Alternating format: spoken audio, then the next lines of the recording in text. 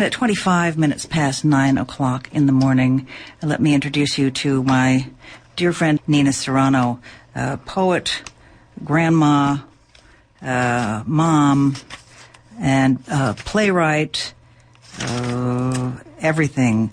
Her first play was a co-author work with Roque Dalton, the wonderful Salvadorian writer who was assassinated when he returned to El Salvador.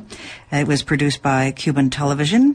She participated in the Mission Poets, spearheaded by Roberto Vargas, came from a San Francisco Latino poets group active in the city, and gave all kinds of poetry readings and published 2 anthologies. She's also co-written 3 full-length plays, all of which have been produced. She's won 2 international filmmaking awards. I learned all kinds of things about her that I didn't know, including that from reading the latest in her trilogy.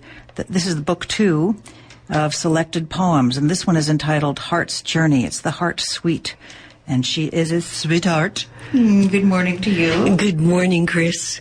You look lovely as usual. How are you? Good, a little frog in my throat, but I'm feeling very good and very thankful to you to have me on the air. It's wonderful to be on the other side of the microphone.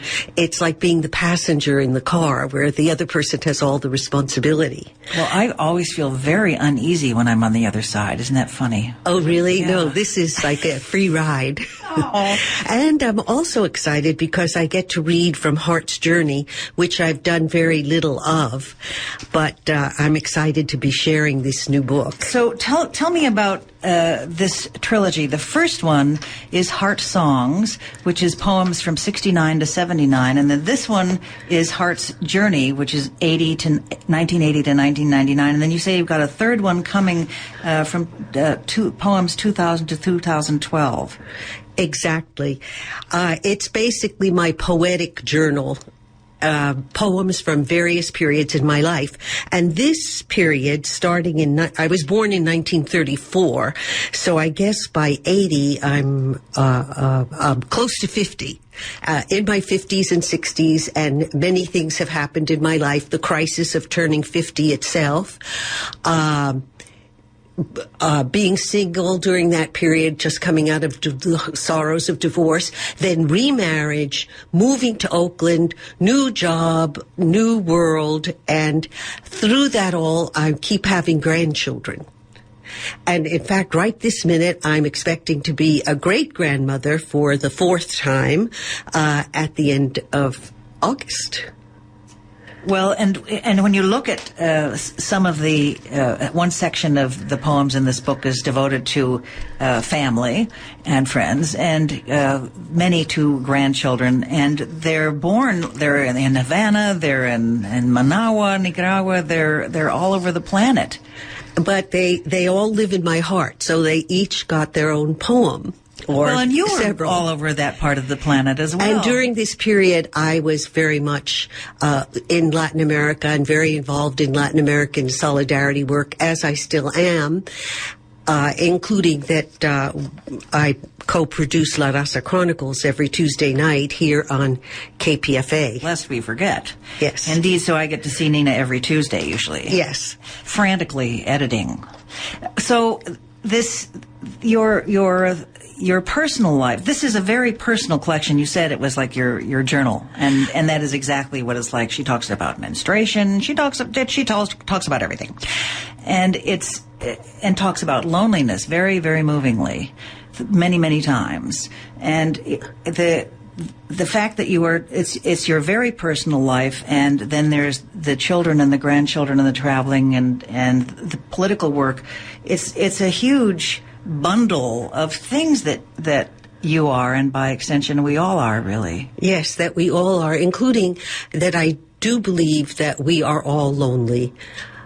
And I think that is the human condition. And I think that at that period of my life, I was more acutely aware of it. Though I notice as I'm preparing the 3rd volume of Heart Suite with my more recent poems, that that sense of loneliness kind of expands to realizing that, yes, I'm lonely, but I do have a place in the planet.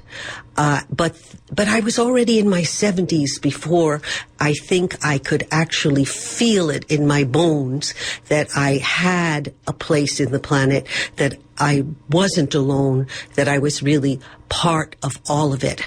But then you always hear that as people get older, they become more spiritual.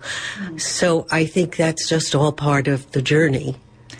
And that's what's fascinating about reading these two volumes, because I can relate to the 30s, 40s energy and then the 50s, 60s energy. And I love seeing how it changes in you, because that makes me recognize that I've had a similar journey, even though I didn't write it down like this. Read something for us. I don't care. What would you pick? I know what I would pick, but what would you pick? Well, you pick. Well, I like the very first one in this book. I love that one. The Cinderella. Really? I love Cinderella. Yeah. Okay, then Cinderella it is. The first section of the book is called. There are 10 sections. Is called Cinderella Couldn't Imagine. Cinderella couldn't imagine. Cinderella couldn't imagine being me. But I have always been afraid of being her, especially before the fairy godmother arose from her laments, transforming pumpkins to coaches and mice to horses. Who will change my procrastination into jet planes and my indiscipline into hummingbirds? I stare into the ashes and weep for me, but no miracle maker comes. I think my choice of poems indicates more about my own journey than yours, possibly. I love it. I love that one. Well, I think that is right where I was at that point. That I was still looking for to be saved. And it's only, I think, in this last volume, which I hope I get to read to you some other time after it's published, where I save myself. And I think the saving of the self is getting to that position where the loneliness and the laments turn into this more universal connection. Nina Serrano, our guest in studio, with her second volume of a trilogy. The third is yet to come, entitled Heart's Journey: Selected Poems 1980 to 1999. So now you read something of yours that you pick. Oh, okay. And tell me why. All right. Well, this is my favorite poem that I ever wrote, and it's called Nina's Song, 1984. And again, it's more of that lament stage, because I think I'm really good at lamenting. So I must really enjoy it, because this is actually my favorite poem, and it's called Nina's Song. If your name is Nina Farina, what can you do? There's no Anna Banana to call. You're all alone with what is you and this silence that is yours, the humming refrigerator, buzzing clock, and dripping sink in your creaking house are trying to say your name so you won't feel so alone. Nina, Nina, Nina, you are alone with your sagging self and fading spirit. I think tonight you plan to shed a skin. You may awake only flesh and bones and a dream you almost remember. Take your bones and meat and wrap them in the Sunday paper. Let your face be the comics page. Your sorrows are like yesterday. What day was that? What will you do for us today? Nina, Nina, you who danced on the table and thought you could change the world from the stage because all the world's a stage. Shakespeare told you and you, foolish girl, believed him. Nina, Nina, you blew out the candles and wished on a star all hope. If you believed strong enough, you could change it all. If everyone believed with you, your shouts and chants blown by the wind through the urban canyon by the federal building that gives out passports in the basement, the passport the State Department seized because you went to China, a then forbidden land, you could change it all. You standing there in the airport with no passport, holding your baby like you two were born to travel. and he just keeps on going in the body of a man, traveling so far from you, while your baby grandson is close to your present and his own future. Nina, Nina, you're so messy. What's that pile of junk called your desk? Clothes heaped all over the room. Can't you keep your hopes orderly? Don't you have a dream? You who compose the most beautiful dreams of nights and pillows. And what about love? Didn't you say give all for love? Well, what do you love that won't leave you? And who do you love that knows what you think when you're not telling?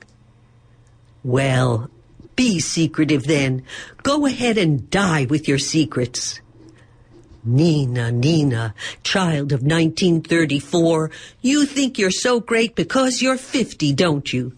You think surviving is enough to put you in touch with the endless circle. You know what happens 50 times over. You know what's to come. The soulful computer that you've always been plugs into the universe, and time waits for you like a snow-haired friend. Why is your daughter so impatient? Pablo says we will live to see our victory. You have seen some. Nina, Nina, alone like everyone. Everyone you are, and everyone is you. That is a good one. That is a very good one. Nina's Song, 1984, for approaching my 50th birthday. This is from her collection Heart's Journey, Selected Poems 1980-1999. And the poet laureate of Alameda, California, Mary Rudge, also a lovely poet and woman, she says, Nina's poems center on the great adventure of being a woman. From youthful visionary to ultimate wise woman, Nina's poems and drawings, we haven't mentioned those yet, take you through the intricate passages of life's mystery. This intimate journey of the mind and heart is a book to cherish. An adventure book of life itself, a woman's life transcribed in strong, courageous, heartfelt poems. Since Mary mentioned the drawings, the paintings, I just love them, and I didn't know you did those. So tell a little bit about those. They're scattered throughout the book. Wonderful color, very sort of folk art looking. Well, all my life I've doodled in the margins of notebooks and in school and at meetings. And so as I was pulling these poems out for the books, out of the old journals and notebooks and scraps of paper, there alongside them were all these drawings I'd been doing through that whole 20-year period. So when my husband saw them, he grabbed them all and scanned them and demanded that they be in the book. And I was, of course, very embarrassed, saying, no, these are no good. These are not, I don't know how to draw. This is not professional level work. This should not be exposed. And he said, I insist. And he insisted so much that finally they're in the book. And some are going to be in the next book, too, because I'm beginning to like them myself.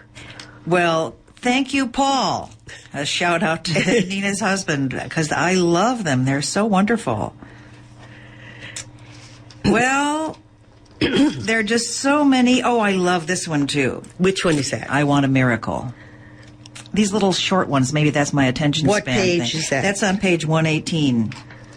118. Here we go. 118 from my new book, Heart's Journey, which you can find, by the way, at ninaserrano.com. Don't do the www, just do ninaserrano.com, and there you will come to it, or Estuary Press. And this is I Want a Miracle. The winds died down, some change expected. I seek the mystic's view, toss a few shells, bones, coins, shuffle the tarot pack, scan my scaroscope, check the I Ching, monitoring inward vibrations, vision from the heart, focus my eye. The mind demands the spiral route for integrating contradictions and computing material events. Come on, Hocus, let's go, Pocus. Open the sesame of my soul. Yes, I'm still, even though I'm getting there. I am still looking for The Outside. I'm going to have to read your next collection. I can see that. Well, it's hard to give up looking for the outside. Wanting someone to save me. Or winning that lottery, or one of those. Yes. People can hear my more recent poems tomorrow, Sunday, here on KPFA at 6:30 p.m. on Radio Chronicles. Oh, good. Where I will be having a guest poet, Tarita McHale, reading her poems for the first 23 minutes. But then in those few extra minutes, excuse me, I'll be featuring my own poems from the California Mission series, and I'll be accompanied by Dr. Loco of the Rockin' Jalapeno Band, also known as Dr. Jose Cuellar, playing on the flutes. So that's more recent what work. A blessing. So tomorrow at 6:30 on Radio Chronicles here on KPFA, Sunday Yes. at 6:30. Ooh. And do you have any other readings scheduled, or have I missed? Yes, as a matter of fact. My poem, I'm going to be working with a dance troupe called Dance Generators at the University of San Francisco on April 19th. It's a free event in their theater, 2800 Turk Boulevard in San Francisco. That's April 19th. They're going to be performing one of my poems, and it's the first time in my life that I'll be seeing my poem danced, and that I'll also be part of it. So that's very exciting for me. And then again on May 7th, I'll be performing at the Eric Casada Cultural Center, that's 518 Valencia Street in San Francisco, where Matt Callahan of the Looters is going to be featured, and I will be reading poems in honor of his visit to the Bay Area. And we should say that Nina is very well connected in the music scene because of her offspring's offspring and her offspring, period. Yes, her my son Greg, a my son, Grammy-winning. Yeah, Greg Landau has been up 7 times for things he's produced for the Grammys, and now my grandson Camila Landau. So it's been very exciting having all these musical people in our family. Maybe I should read one of my Descendant poems. Please. Let me just find that one. I'm not finding it so easily. So maybe I'll read instead, As Far as I Know. As far as I know, time is infinite, without beginning, without end. As far as I know, time is a series of breaths, one at a time, until death, that for me hasn't come, and perhaps is heavenly. From breath, I can make a song of vibrating vocal cords, moving lips and tongue.